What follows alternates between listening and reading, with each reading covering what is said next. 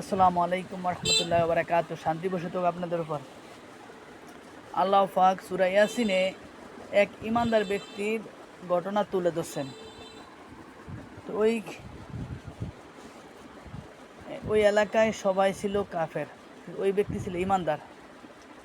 তো ওনাকে সবাই ঘিরে ধরলেন, বলতেছেন তুমি আমাদের সাথে মূর্তি পূজা কেন করো না? তো ওই ব্যক্তি বলতেছেন ওয়া মা আলিল্লা আবদুল্লাহ জি ফাতারানি ওলাহে তুর যাউন, আমি ওই আল্লাহর ইবাদত কেন করব না যে আল্লাহ আমাকে সৃষ্টি করছেন, এবং মৃত্যুর পর ওই আল্লাহর সামনে আমাকে দাঁড়াইতে হবে, আমি তার ইবাদত কেন করব না? ওমা আলাইনা ইল্লাল বালাগুল মুবিন, আমি তো এই স্পষ্ট দাওয়াতই তোমাদেরকে দিতেছি, স্পষ্ট দাওয়াত দেওয়াই আমার দায়িত্ব।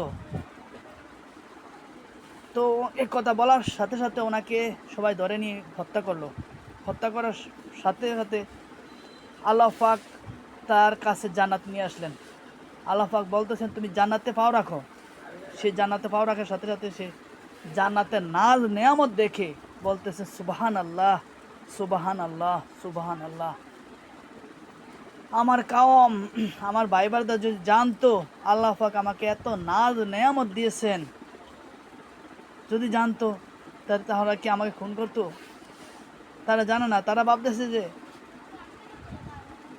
তারা কামিয়াবি না, ইম্পসিবল। তারা কামিয়াবি না, কামিয়াবি হচ্ছে আমি, তারা ধ্বংসপ্রাপ্ত।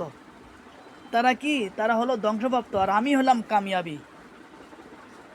দেখেন, এই যে শুকরিয়া আদায় করছে মৃত্যুর পর, সে মরার পর কি করছে? শুকরিয়া আদায় করছে।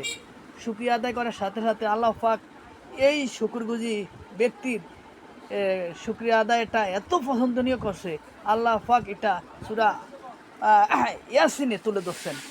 এবং সে যে এত কাউমের ভিতরে, এত লোকের ভিতরে সে সাহস করে আল্লাহ পাককে দাওয়াতটা দিছে যে আল্লাহ পাকই সত্য, যে আল্লাহ আমাকে সৃষ্টি করছে, সে আল্লাহর কাছেই, হ্যাঁ, আল্লাহর ইবাদত আমি কেন করব না, যে আল্লাহর কাছে আমাকে আবার ফিরে যেতে হবে।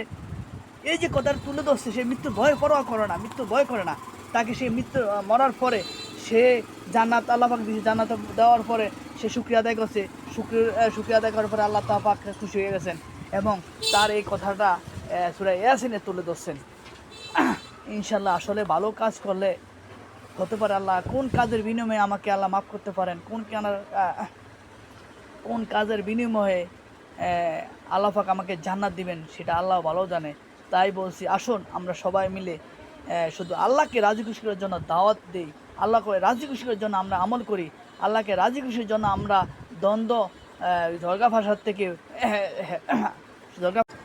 ঝগড়া ফাসাদ থেকে মুক্তি চাই, এবং আমরা যে ভাইয়ের দ্বন্দ্ব, হ্যাঁ, ভাই বন্ধুর দ্বন্দ্ব, বইনে ভাইয়ের দ্বন্দ্ব, হ্যাঁ, এগুলা থেকে বিরত থাকি।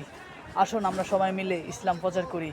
আসুন আমার ভিডিওটা শেয়ার করে অন্য ভাইকে শোনার সুযোগ করে দিন। সুবহানাল্লাহ বিহামদিহি, সুবহানাল্লাহ আযীম।